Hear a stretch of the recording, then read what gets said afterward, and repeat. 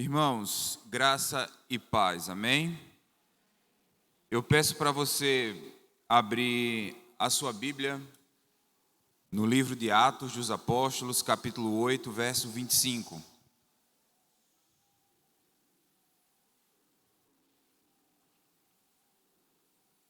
Atos dos Apóstolos, capítulo 8, verso 25.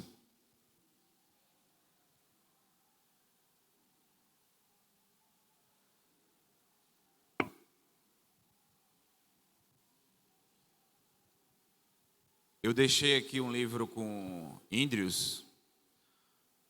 Eu tenho que ter alguma estratégia, algum método, né? Quem não dormir vai participar do sorteio de um livro que eu deixei, certo? Se eu identificar que você deu uma pescada, você está fora. Ontem, eu confesso que tinha um irmão aqui lutando contra o sono, mas eu vi a peleja do irmão. Na hora que eu estava pregando, Deus ouviu minha oração, porque eu disse: Deus, abençoe teu filho. Eu via claramente ele fazia lutando contra o sono. Eu quero ficar acordado, porque eu sei que o cansaço do retiro é grande. Eu estou indo e voltando. De manhã, volto para o trabalho, volto para cá. Amanhã de manhã, vou no trabalho, volto para cá, volto à tarde para trabalhar. E é cansativo, eu sei.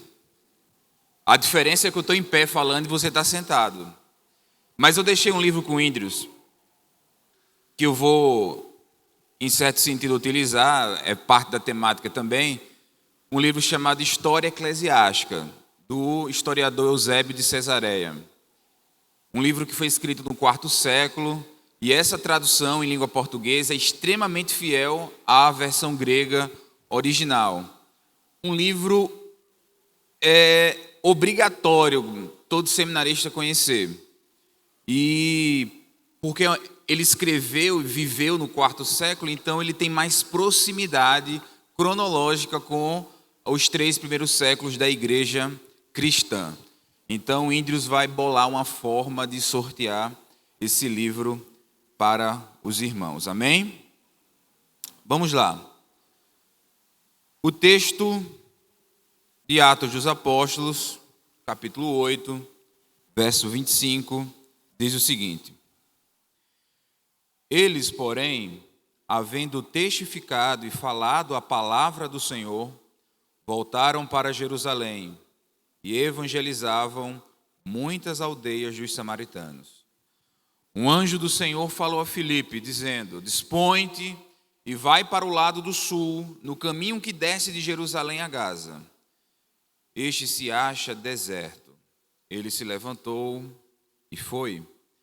Eis que um etíope, eunuco, alto oficial de Candace, rainha dos etíopes, o qual era superintendente de todo o seu tesouro, que viera adorar em Jerusalém, estava de volta e, assentado no seu carro, vinha lendo o profeta Isaías. Verso 29. Então disse o Espírito a Filipe: aproxima-te desse carro e acompanha-o. Correndo, Filipe ouviu ler o profeta Isaías e perguntou: Compreendes o que vens lendo? Ele respondeu: Como poderei eu entender se alguém não me explicar? E convidou Filipe a subir e a sentar-se junto a ele. Ora, a passagem da escritura que estava lendo era esta: Foi levado como ovelha ao matadouro, e como um cordeiro mudo perante o seu tosqueador, assim ele não abriu a boca. Na sua humilhação lhe negaram justiça. Quem lhe poderá descrever a geração? Porque da terra a sua vida é tirada. Verso 34. Então o eunuco disse a Filipe: Peço-te que me expliques o que se refere o profeta. Fala de si mesmo ou de algum outro? Então Filipe explicou, e começando por esta passagem da Escritura, anunciou-lhe a Jesus. Eu queria chamar a sua atenção para o verso 30. O texto diz: correndo Filipe, ouviu ler o profeta Isaías e perguntou: compreendes tu o que vens lendo? E a resposta daquele homem é: como é que eu posso entender se não tem ninguém para me explicar? Amém? Eu queria que você curvasse a sua cabeça para a gente fazer uma breve oração. Hoje é a última noite que a gente vai se encontrar aqui no acampamento, correto? Eu queria que você pudesse curvar a sua cabeça e orar junto comigo. Senhor Deus e Pai, nós te louvamos, Deus, por cada um que está nesse lugar, por cada um que o Senhor trouxe aqui. Eu quero colocar, Deus, a tua santa palavra na tua presença.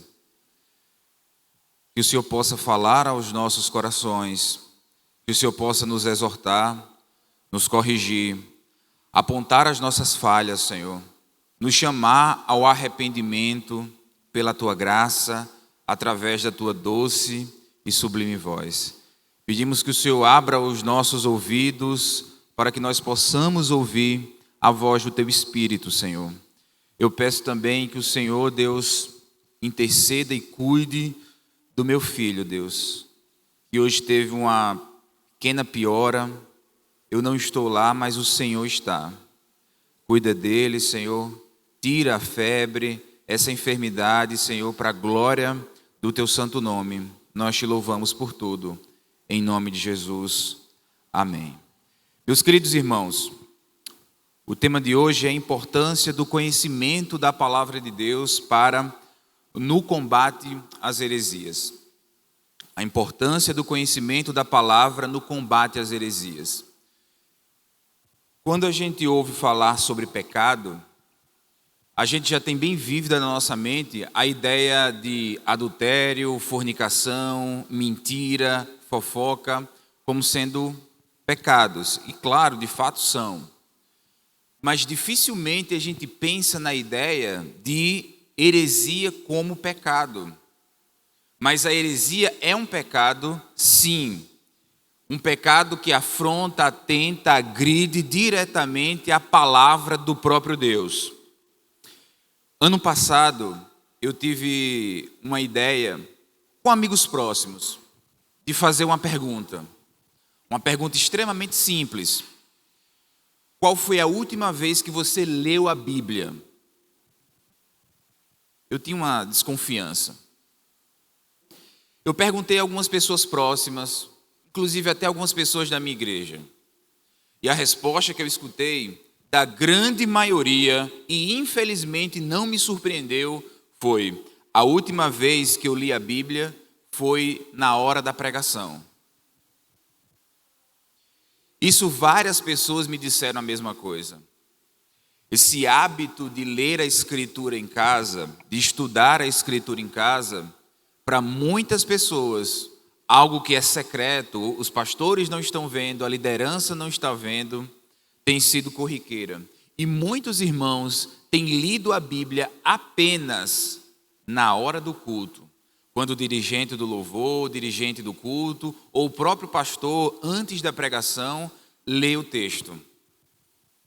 É um hábito que, infelizmente, muitas pessoas têm cultivado. A proposta que eu tenho para essa noite, apesar de ser a última noite, e em tese talvez seja mais cansativa do ponto de vista físico, é o seguinte: através das agressões durante a história que a Escritura sofreu, que a teologia cristã sofreu, a gente possa fazer algumas reflexões. Então, a minha proposta é fazer uma breve reflexão sobre esse texto de Atos dos Apóstolos e depois fazer uma análise histórica e filosófica também sobre os períodos da história da igreja. Começando na teologia da igreja primitiva, indo até o período medieval, chegando no ponto da Idade Moderna em que a teologia mais sofreu e que trouxe consequências terríveis e quase que irreparáveis para a teologia contemporânea, para a interpretação bíblica contemporânea. Para que aí a gente possa ver as chamadas novas hermenêuticas, o que tem afetado diretamente o culto, a Escritura, a interpretação da Escritura e principalmente a disciplina na igreja. Quando você acaba com a autoridade da Escritura, você acaba com a autoridade do pregador, porque o pregador não tem autoridade por si só. A autoridade do pregador vem da palavra que ele prega. A autoridade da disciplina na igreja que o pastor aplica não vem do próprio pastor, vem da Escritura. E uma vez que a Escritura é atacada, denegrida e desacreditada, tudo rui. Não faz sentido nenhum se reencontrarmos na igreja para adorar a Deus, uma vez que a palavra está desacreditada. E por fim, a gente vai fazer algumas aplicações e implicações daquilo que a gente falou. Então a proposta, ela é basicamente essa. O texto que nós lemos, irmãos, mostra como Deus dá importância à dúvida humana. O texto apresenta Filipe andando, caminhando, quando de repente aparece o anjo e diz: olha, vai para ali, tem uma coisa que vai acontecer lá. E Filipe não sabe o que é. Quando de repente está passando uma alta autoridade dentro de um carro, uma carruagem, o cara é superintendente dos tesouros. E aí ele está lendo o manuscrito de Isaías e, claro, Filipe não sabe que ele não consegue entender. Mas o Espírito que sabe todas as coisas diz: Filipe, acompanha. E você percebeu no texto que Filipe vai correndo. Você imagina a cena. O indivíduo lá dentro do carro, tentando compreender o manuscrito de Isaías, e Filipe correndo na carruagem, e o diálogo acontece assim. Olha, o que é que você está lendo? E Filipe está lá caminhando junto do carro, e o cara está lá dentro. Ele diz: olha, eu estou lendo o profeta Isaías. E Filipe está lá correndo. Você está entendendo o que você está lendo? E aí vem uma resposta que é de partir o coração. Como é que eu posso entender se não tem ninguém que me explique? Essa é a realidade de muitas pessoas que não conseguem entender a Escritura, que não conseguem compreender a mensagem de Deus. E veja como a preocupação do Espírito de Deus em tirar Filipe de onde ele está e dizer: vai lá e fala algo, porque tem alguém que tem uma dúvida, que não consegue entender a palavra. Precisa ter alguém que explique, um intérprete, alguém que compreenda a Escritura para explicar a coisa mais simples do mundo. Ontem o pastor Evandir falou algo muito parecido.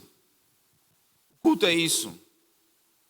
Um homem prega a palavra, a igreja escuta, ouve a voz de Deus.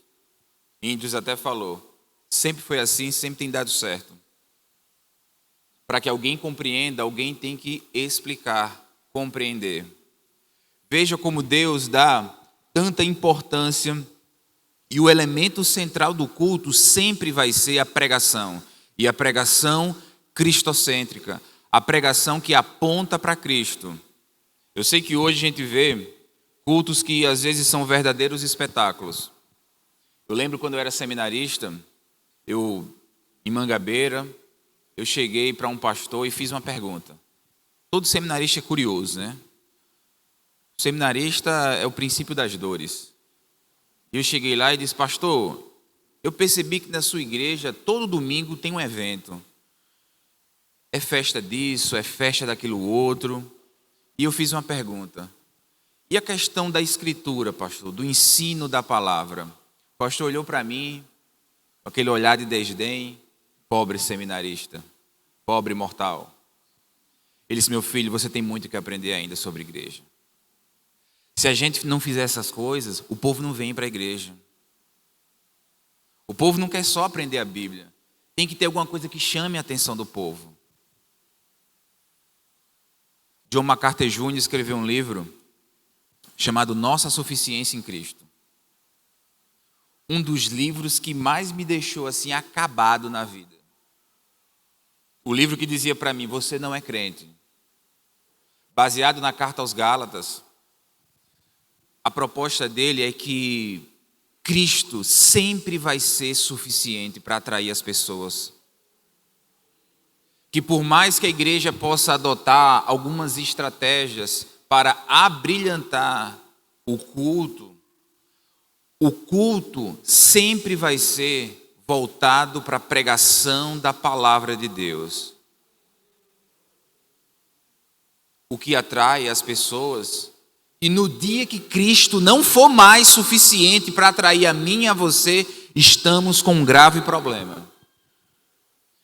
No dia que, para ficarmos na igreja, permanecermos em comunhão, for necessário eventos e shows, estamos com um grave problema, pois Cristo não é mais suficiente para nos atrair. A sua graça, o seu amor não é mais suficiente.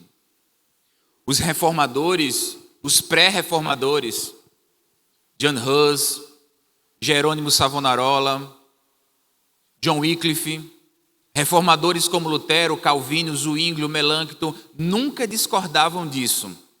Que o elemento central do culto é a escritura, a pregação da escritura sagrada.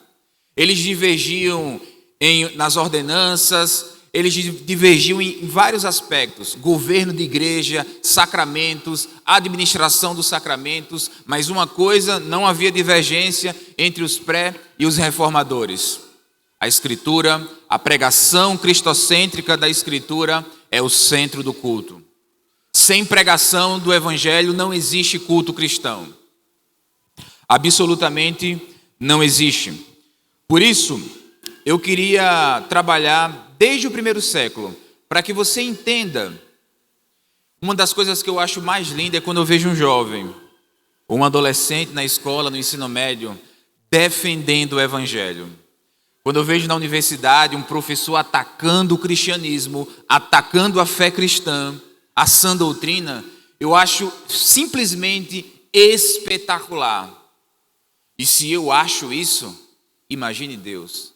Quando um jovem, no meio de uma sala, se arrisca, levanta a mão e diz: professor, eu discordo do senhor.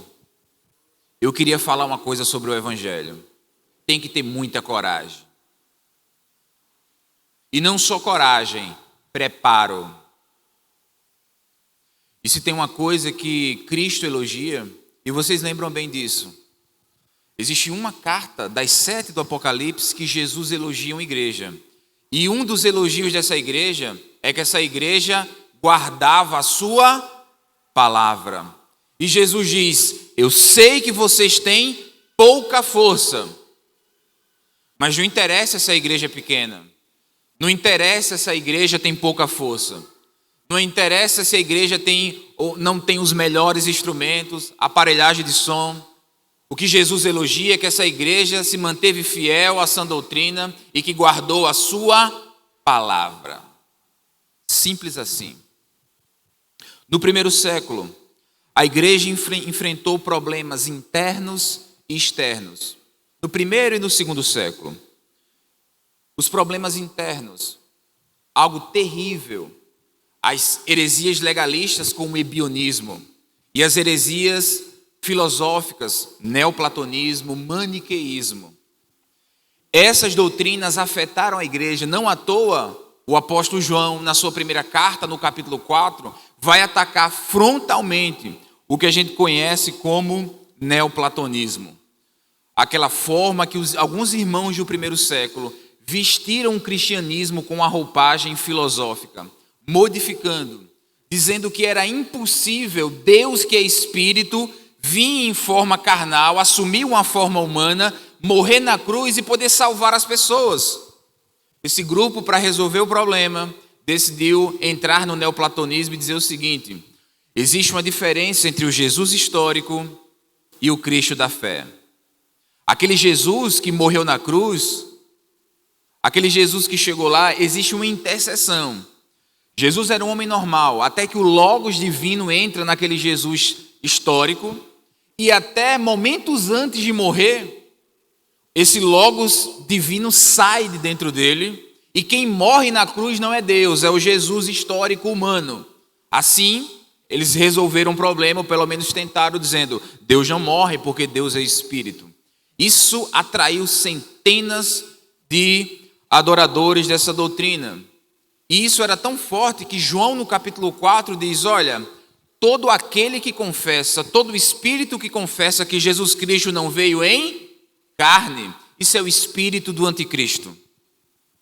O apóstolo João identifica no capítulo 4 da primeira carta uma seita filosófica como sendo o espírito do anticristo. E isso traz uma implicação.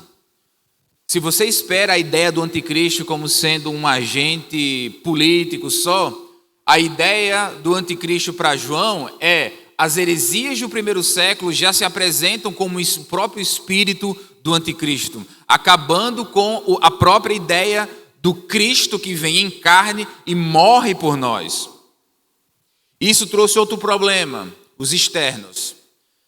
E os externos eu estou falando de perseguição política. 2 imperadores, Décio e Diocleciano. Graças a Deus, a gente não passa por isso ainda. Houve 2 problemas.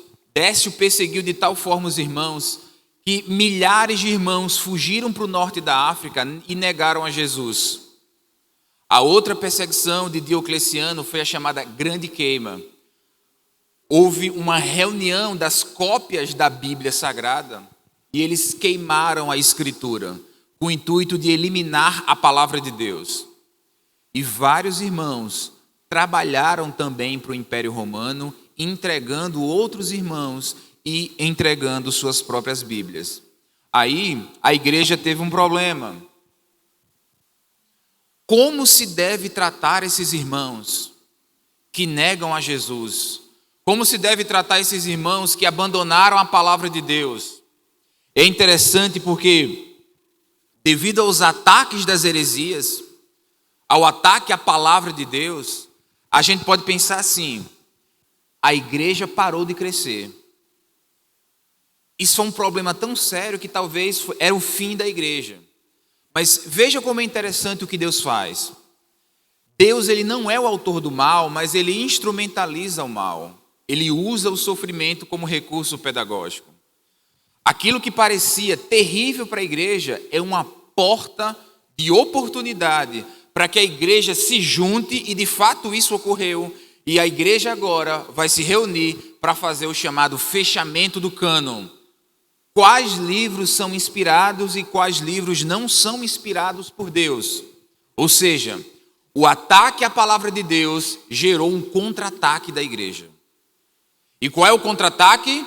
Precisamos ter convicção plena do que é a palavra de Deus para nós. Porque nós vamos contra-atacar e contra-atacar com a Escritura Sagrada. Foi isso basicamente que aconteceu no período medieval. E aí eu aconselho os irmãos, algum irmão me pediu, depois eu vou fazer um compilado aí dos livros que eu citei. O Cristianismo através do século é outra leitura indispensável. Surgem 2 grupos, e interessante citar aqui, os apologistas e os polemistas. 2 grupos de intelectuais que vão defender um grupo dos ataques ao próprio cristianismo e outro grupo de pessoas mais intelectuais voltadas especificamente a formular teorias bíblicas para atacar as heresias contra a própria igreja. No período medieval, aconteceu algo atípico. A filosofia grega, que sempre dominou o pensamento mundial e ocidental, agora, pela primeira vez, ela perde força e a teologia, ela sai de segundo plano e passa a vir para o primeiro plano. Apesar disso ser algo positivo para a igreja medieval, que já era dominada pelos dogmas católicos, principalmente pela ideia da infalibilidade papal, quando o Papa fala, ele fala debaixo de inspiração, e quando ele fala é autoridade máxima, inclusive acima da Escritura, segundo o catolicismo romano. Um tipo de interpretação surge no período medieval. Saindo lá de Alexandria da Grécia, tinha uma comunidade judaica muito forte em Alexandria, e eles foram altamente influenciados por esse pensamento alegórico que os gregos já tinham hábito. E quem lê a Ilíada, por exemplo, de Homero, e a Odisseia, eles seguem essa mesma ideia de seguir as narrativas dos deuses gregos usando metáforas e alegorias. A interpretação da escritura alegórica foi algo terrível para o período medieval. Você vê resquícios disso hoje em igrejas pentecostais, por exemplo. Você vê o livro de Cantares de Salomão, por muitas igrejas, dezenas, centenas de igrejas, que ainda interpretam Cantares de Salomão como sendo um livro plenamente alegórico. E o livro nada mais é do que uma alegoria, onde Salomão representa Cristo e a sua amante representa a igreja. Eu não vou nem entrar no mérito dos problemas terríveis aí de interpretação. A quadriga de Orígenes, por exemplo, que entendia que a interpretação da escritura tinha 4 dimensões. E aí, o reverendo Augusto Nicodemos, escrevendo um artigo para Fides Reformatas, justamente sobre interpretação bíblica, traz, só para você ter uma noção de como isso é problemático. Você conhece a parábola do bom samaritano? Já ouviu falar? Já deve ter lido certamente. O texto vai dizer que um homem descia de Jerusalém para Jericó, para você entender o que acontecia na idade medieval. E aí esse homem cai nas mãos de salteadores. Ele fica nu, semi-morto. Passa um levita, não está nem aí. Passa um sacerdote, não está nem aí. Depois passa um quê? Um samaritano. Derrama óleo sobre as feridas, cuida dele, levanta o homem, coloca em cima do jumento e leva para a estalagem, para a hospedagem. Chega lá, encontra o dono da estalagem, dá 2 denários para ele, ou 2 dinheiros, depende da tradução, e diz: cuida dele até que eu volte. Acabou. Você sabe como Orígenes interpretou isso e muita gente interpreta? Você quer ver o que é que a interpretação alegórica faz? Diz o seguinte: o homem que descia de Jerusalém para Jericó é a humanidade, é o homem. Os salteadores que pegam esse homem é o pecado. E aí passa o levita e passa o sacerdote, que é a lei que não pode salvar o homem. E não faz nada. Mas passa o bom samaritano, que é Jesus. Passa óleo sobre as feridas, que é o sangue de Jesus. Levanta o homem, que é o novo nascimento, e coloca em cima do jumento, que é o evangelista. Veja que maldade. Leva o homem até a estalagem, que é a igreja. Encontra o dono da estalagem, que é o pastor, dá 2 moedas a ele, que é o batismo e a santa ceia, e diz: cuida dele até que eu volte, que é a segunda vinda de Jesus. Aí eu pergunto: o que é que tem de errado nisso? Não tem nada, só que está do texto errado. O texto não quer dizer isso. E aí vai se ganhando um problema, que da idade medieval para a idade moderna vai dar um problema terrível, e é por isso que hoje você vê tantas aberrações no campo da interpretação. E eu sei que pelo Instagram corre solto muita coisa aí complicada. E hoje você vai entender por que muita coisa acontece e o desenvolvimento histórico disso. A ideia da interpretação alegórica é muito complexa, porque ela é subjetiva, cada um entende aquilo que quer dos elementos simbólicos do texto, ou pelo menos entendendo o que é um elemento simbólico. É a pregação certa no texto errado. É a famosa pregação fora de contexto, por ter um pretexto. Isso acontece muito hoje. Mas o problema do período medieval não é só esse. Tem coisas boas também nesse período, mas o grande problema que acontece, e devido à questão de tempo, eu vou passar, é quando chega no período moderno. E aí eu quero que você deixe seus neurônios extremamente atentos para isso. Preste bem atenção. Acontece um negócio chamado revolução científica. E veja o que acontece quando a igreja tenta acompanhar o mundo. Preste bem atenção. Quando a igreja decide acompanhar a cultura do mundo. No período moderno, houveram grandes transformações. E eu vou me deter a uma, que é a revolução científica em primeiro momento. Francis Bacon, filósofo experimental, cria o que a gente chama de método científico. A grande sacada da época era encontrar a verdade. E eu sei que está aparecendo para vocês aí o texto, tema desse retiro, que fala que tem uma palavrinha chamada verdade. Foi justamente isso que o homem moderno estava buscando.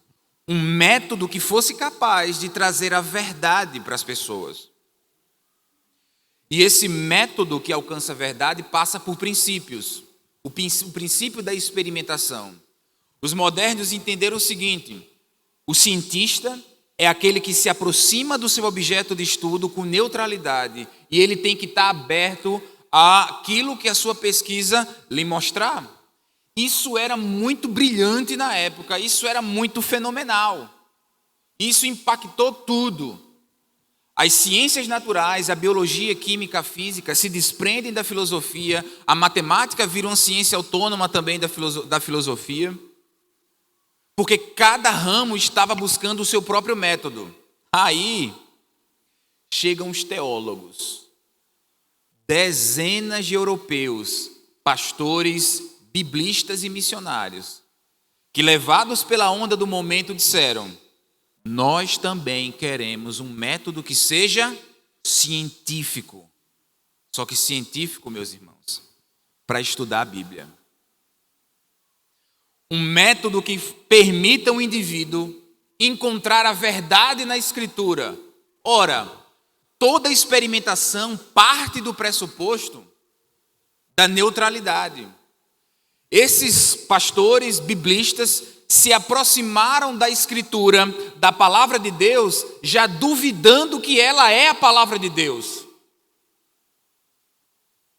Eles começam o estudo duvidando que ela é uma palavra inspirada, que quando você lê, é a boca de Deus para a sua e para a minha vida.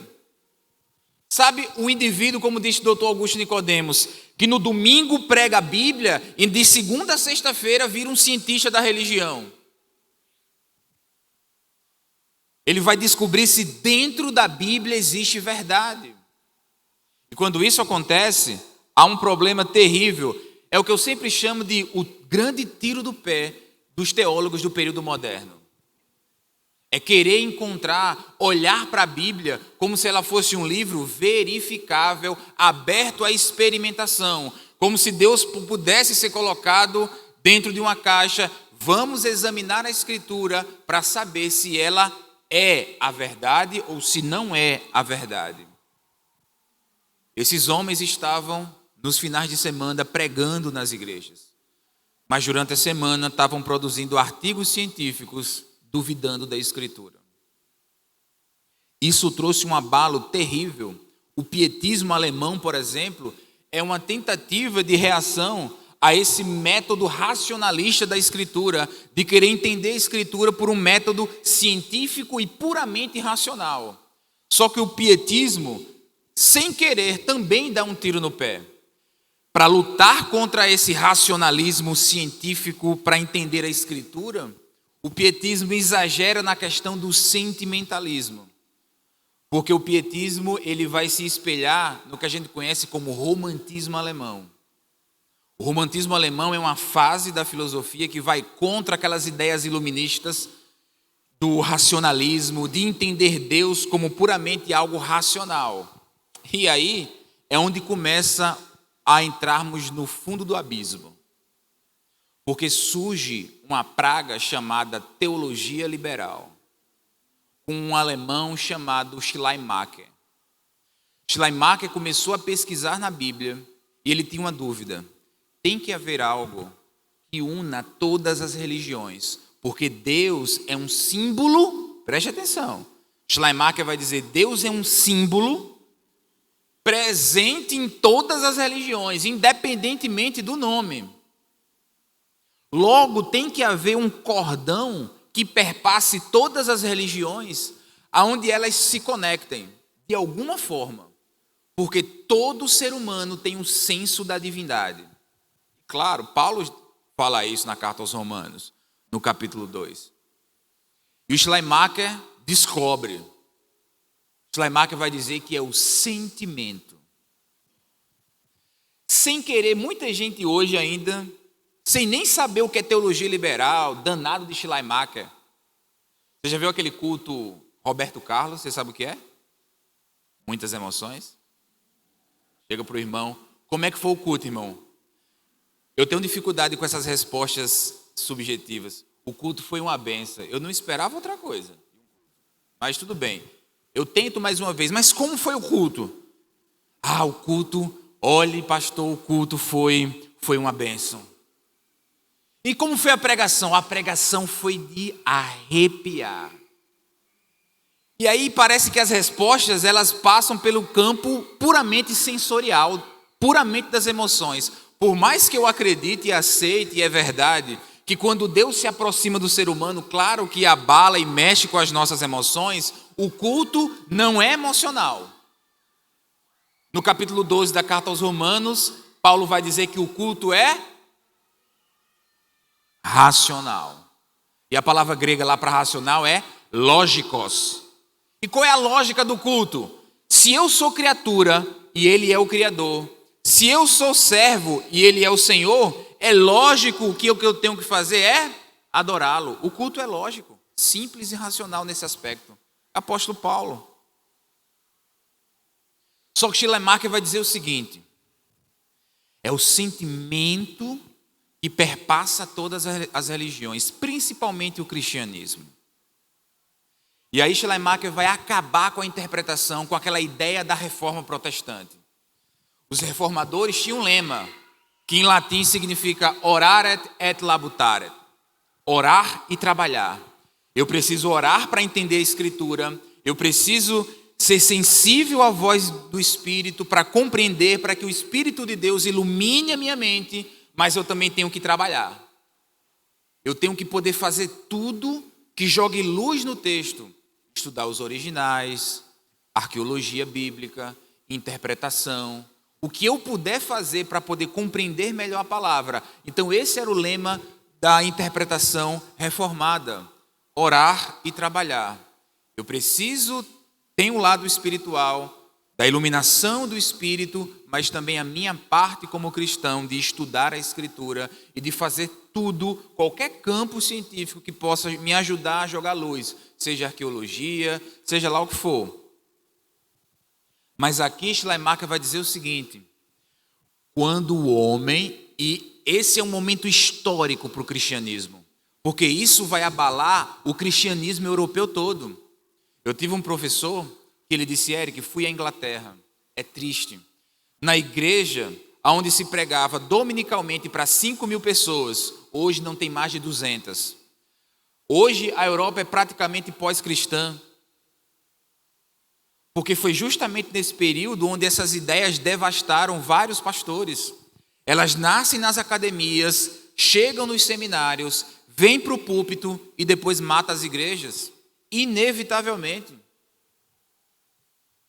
Schleiermacher diz: quando o indivíduo se aproxima do texto e lê o texto, e o texto consegue tocar no interior do indivíduo e os sentimentos identificar-se com aquele texto, Schleiermacher vai dizer, preste atenção, esse texto se torna a palavra de Deus.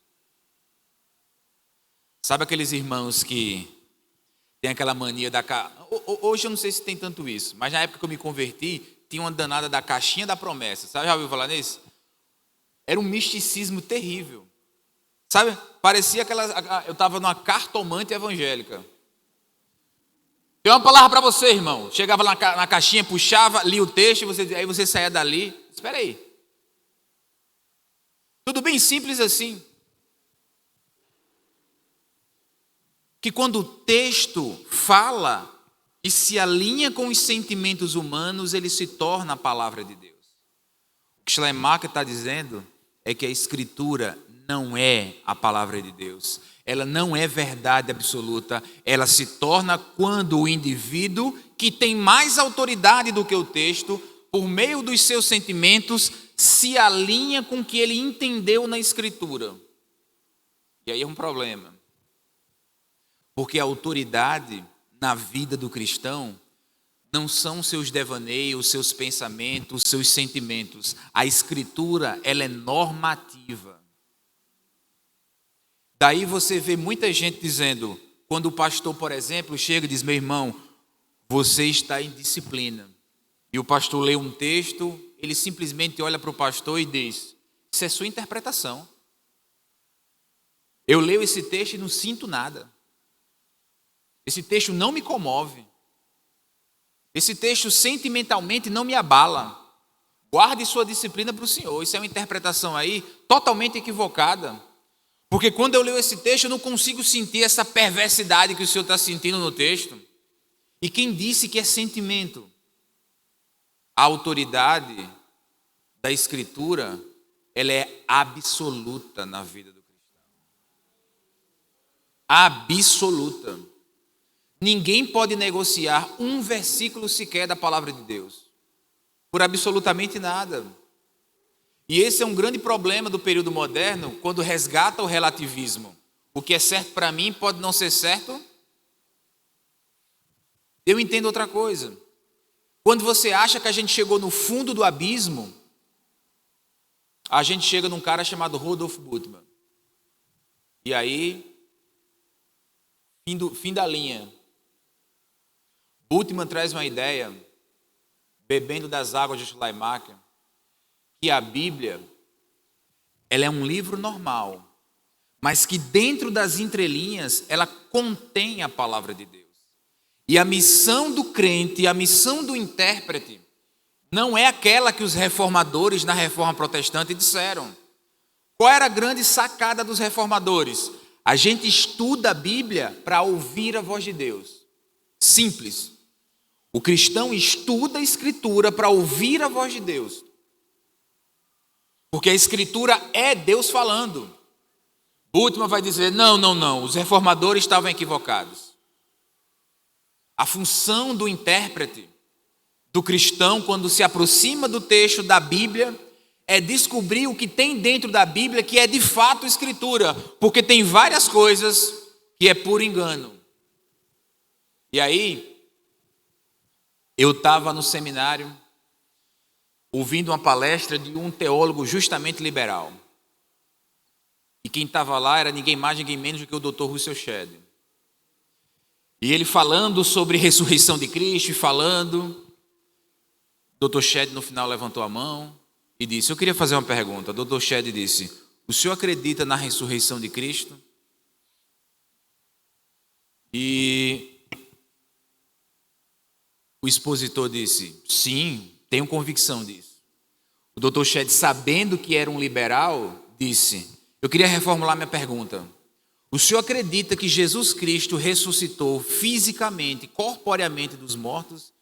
E aí ele diz para todos os seminaristas, sem nenhum problema, não. Aí é um absurdo acreditar nisso. Porque o teólogo liberal, o pastor liberal, e no Brasil isso não é incomum, você tem dezenas de centenas de pastores liberais que não acreditam nos milagres de Jesus, que não acredita no sobrenatural da Escritura, que vai entender isso como uma agressão aos ouvidos do homem moderno. Porque o homem moderno, que avançou na ciência, é impossível acreditar num texto que está cheio de mito. E aí Bultmann propõe a chamada desmitologização. O propósito do crente, quando abre a Bíblia em casa, é separar o que na Bíblia é mito e o que na Bíblia é a Escritura.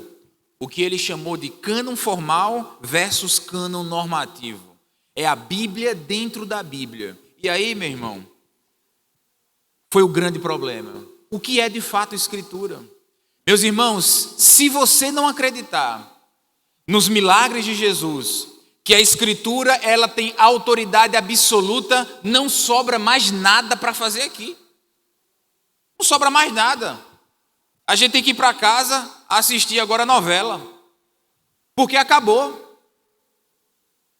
É vã nossa esperança. Se Cristo não ressuscitou dos mortos, é vã nossa esperança. É por isso que as igrejas que têm teólogos liberais, um pastor liberal, ele não vai orar, porque ele não acredita que Deus ouve oração. ele medita. Fecha o olho, naquela vibe da yoga, e medita. Pensa em Deus. Um teólogo liberal, um pastor liberal, não faz missões. Não acredita no milagre de Deus. Um pastor liberal, um teólogo liberal, nunca. No máximo que ele vai fazer é uma ação social. Daquele estilo do Dietrich Bonhoeffer. O liberalismo matou dezenas de centenas de igrejas em toda a Europa e no Brasil também. Nós tínhamos até a década de 90, aqui no Brasil, igrejas pentecostais que entendiam que seminário era do diabo, que não mandava seus obreiros para cursos de teologia. E como disse o Dr. Augusto Nicodemos num certo artigo, quando houve um despertamento de igrejas pentecostais no Brasil para o ensino da Escritura, para o estudo da Escritura, da teologia cristã, muitas mandaram seus obreiros para seminários de teologia liberal. Consequência disso, dezenas de pastores ou perderam a fé ou saíram totalmente com a fé abalada, abrindo igrejas, replicando igrejas liberais. Quando eu fui convalidar meu curso de teologia no MEC, eu fiz na universidade chamada Este, lá no Rio Grande do Sul. Eu lembro quando eu estava pagando a disciplina de Antigo Testamento, estava comentando isso, acho que foi ontem, antes de ontem. O primeiro texto que eu peguei, quando eu peguei, na cara você sabe que é um texto de um professor liberal. O título do texto era Os Traços Demoníacos de Deus. E ali falando na narrativa de Jacó, lutando contra o anjo, e o professor dizendo, aquilo nada mais é do que um recorte da mitologia oriental, que o escritor do Pentateuco se utiliza, mas aquilo na verdade nunca aconteceu. Isso é teologia liberal. E você sabe quais são as consequências disso na prática? Quando você ouviu, no início da pandemia, na metade do primeiro ano da pandemia, o famoso sermão para se atualizar a Escritura, lembram disso? Toda igreja debateu esse sermão, no Brasil inteiro, de culto jovem à escola bíblica. Sabe qual é o problema? É que a interpretação da Escritura não entende que ela por si só tem autoridade. E a autoridade vai para o leitor. Para finalizar, tem um livro de um pensador, de um filósofo da linguagem, chamado Hans. O nome dele é Hans Gadamer. Ele escreveu um livro chamado Verdade e Método na década de 50, que fuzilou teólogos e biblistas aqui no Brasil, principalmente aqui. Esse livro acabava nas universidades com a fé de muito jovem cristão que ia para lá, principalmente no curso de voltados para humanidades. Gadamer vai dizer o seguinte: um texto, ele precisa se alinhar o seu sentido com o sentido do leitor. E quando o horizonte do autor se alinha com o horizonte do leitor, a interpretação é possível. Você sabe qual é o problema disso? Quando qualquer pessoa pega a palavra de Deus e a sua vida, sua experiência, suas subjetividades, suas ideologias se alinham com um texto, ou com pelo menos o que ele enxerga no texto, ele diz que enxergou a verdade. Não é a palavra de Deus que tem autoridade na vida das pessoas, é o leitor que dá o sentido que ele quiser. E aí acabou tudo. Se a autoridade não for mais da Escritura, se a autoridade não for do autor do texto, qualquer pessoa chega como chegou no Brasil, em vários lugares do mundo. Olha, esses argumentos de Paulo são machistas, patriarcais, a mulher não deve se submeter a homem coisíssima nenhuma. Você chega a outros grupos, por exemplo, LGBT, dizendo o seguinte: isso é preconceito da época, a Bíblia ela é totalmente preconceituosa Isso é fruto da cultura da época, isso tem que ser tirado da Escritura. Aí você escuta coisas como: tem que se fazer uma nova interpretação da Bíblia, para que você possa alcançar esses públicos que se sentem desprivilegiados pela Escritura. Consequência: igrejas dirigidas por homossexuais, feministas, de pesado, numa interpretação ultra radical. Nos Estados Unidos, as Bíblias inclusivistas, editadas e pressionadas juridicamente por feministas, aonde retiraram de todo o Novo Testamento, onde diz: Jesus, o Filho de Deus, não pode ter mais, tem que ter Jesus, a criança de Deus, porque criança nem é homem, nem é mulher, tanto faz. Isso impactou a interpretação bíblica em todo o mundo. Por fim, algumas implicações que a gente precisa fazer. Já ficou claro os ataques que a Escritura sofreu, a interpretação bíblica coerente sofreu durante os séculos. Mas primeiro, qual tem sido a nossa postura com a liberdade religiosa que a gente tem?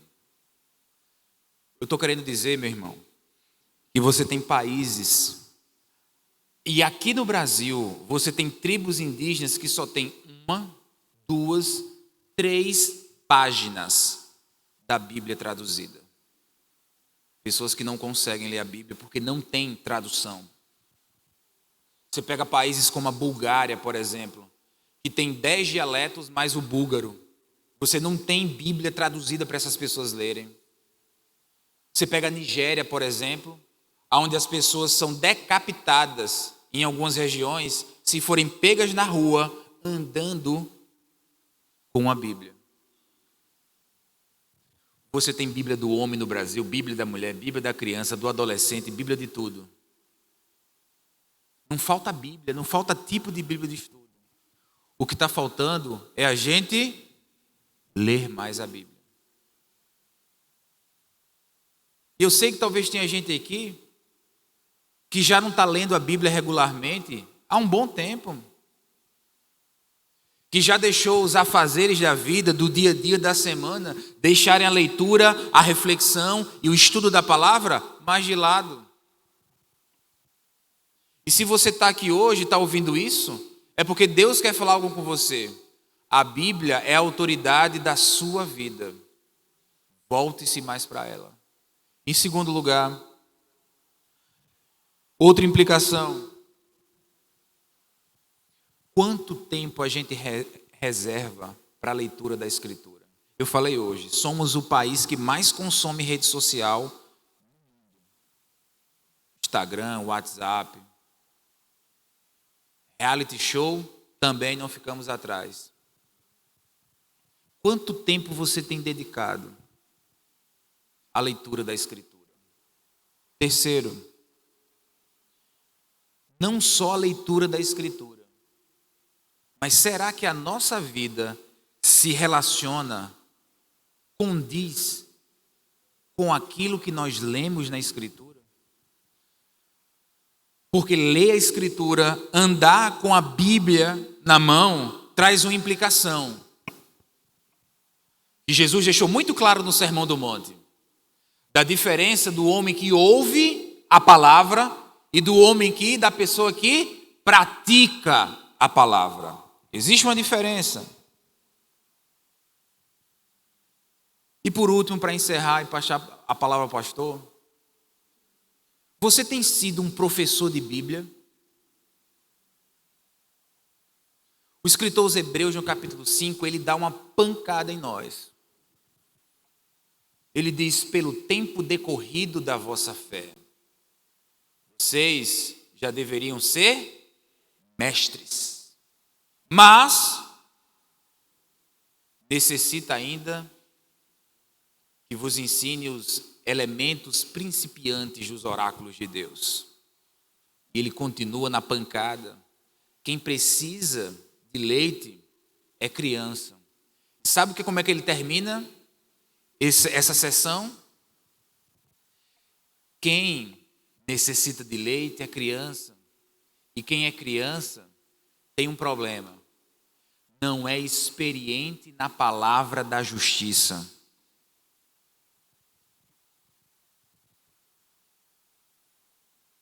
Sabe a coisa bonita? É quando o marido pode ser um professor de Bíblia para a esposa. É quando a esposa vê o marido triste e diz: eu tenho uma palavra para você. Abre a Bíblia com o marido, maneja a palavra. É quando o pai e a mãe podem sentar com o filho e dizer: filho, senta aqui. E instrui o filho na palavra da verdade. Filho, é assim que a Escritura diz.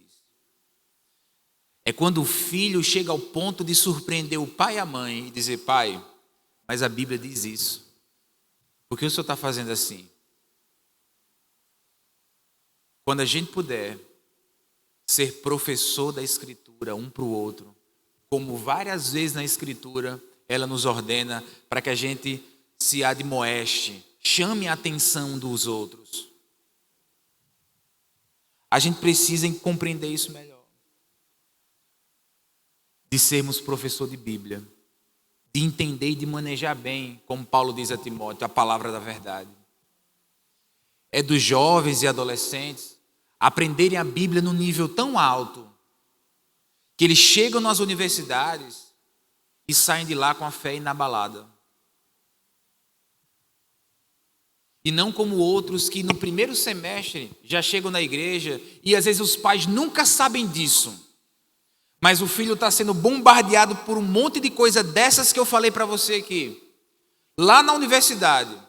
E começa a gerar dúvidas na mente.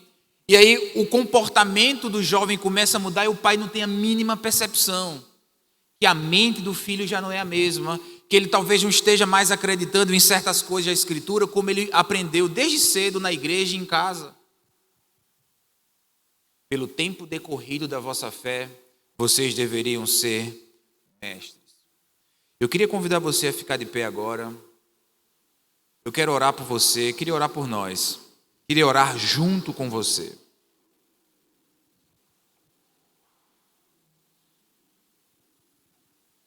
Você ama a Escritura? Você tem lido a Escritura, meditado na Escritura, de dia e de noite? Não se desviar dela, nem para a direita, nem para a esquerda. É isso que Deus tem falado conosco essa noite. Ele quer chamar a nossa atenção, durante todo esse retiro, para a sua palavra. Heresia é pecado. A igreja não pode tolerar. Augusto Nicodemos escreveu um livro chamado Mantendo a Igreja Pura. Tem uma seção que ele fala sobre isso. E uma das formas de manter a igreja pura, e é responsabilidade não só do pastor, de todos, é de manter a sã doutrina acesa no nosso coração. Porque ninguém pratica a palavra sem conhecê-la. Eu queria que você fechasse os seus olhos agora.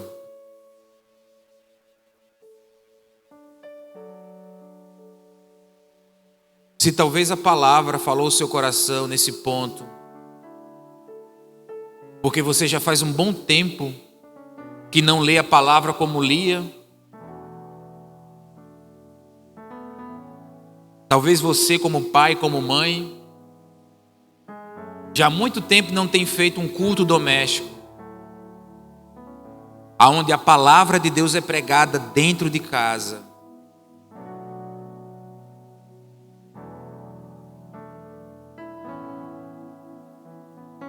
Há quanto tempo seu filho não vê você com a Bíblia aberta?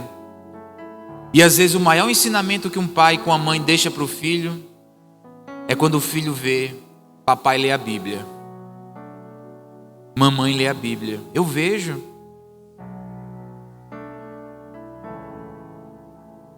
Com que autoridade a gente vai chegar para o nosso filho e dizer assim: olha, leia a Bíblia, ela é a palavra de Deus, sem correr o risco do nosso filho olhar para a gente e dizer assim: mas eu não vejo o senhor lendo, eu não vejo a senhora lendo a Bíblia em casa, eu não vejo a senhora lendo a Bíblia para mim.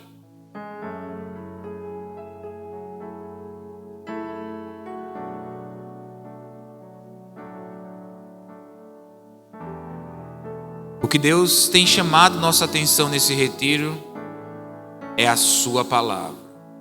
Ela é a verdade absoluta para nós. Ela é o nosso apoio, ela é nosso alimento. Dela ninguém pode se desviar. Ela é martelo que esmiuça a penha. A palavra de Deus é mais doce que o mel. Ela serve para corrigir, para exortar. Ela é a nossa santificação. Ela mostra o caminho, aponta a direção. Não existe cristianismo sem a palavra. Cristianismo bíblico é um cristão que lê, conhece e pratica a Escritura.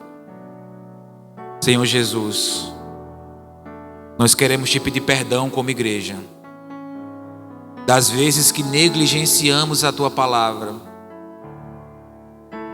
quando trocamos a tua palavra por tantas outras coisas, mesmo sabendo que o nosso reservatório espiritual está no fim, não recorremos à tua palavra.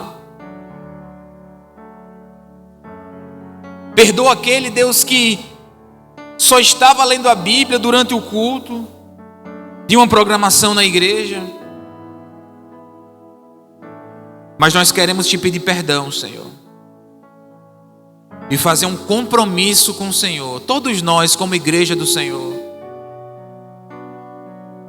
E pedimos também a tua graça e a força e a iluminação do teu Espírito. Nos ajuda, Deus, a compreendermos a tua palavra. Nos dá força, Deus, quando a nossa força física faltar. E o teu Espírito nos lembrar, talvez até em horários incômodos, vá ler a Bíblia, vá ler a minha palavra. E às vezes a gente diz, hoje não, amanhã talvez. E o tempo vai passando, Deus. E o nosso coração, a vontade de ler a tua palavra, de se debruçar no estudo da tua palavra, vai se acabando, se apagando. A gente já não conhece tantos versículos decorados. A gente já não sabe mais a atitude certa a tomar no dia a dia, porque falta a orientação da Escritura na nossa mente. Mas nós queremos te pedir perdão, Deus. Queremos mudar, porque o Senhor nos trouxe nesse retiro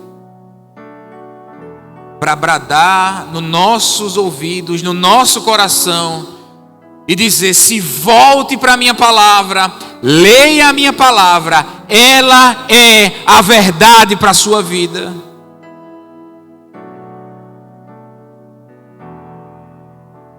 Coloque a palavra no centro da sua família, volte a fazer aquele culto doméstico.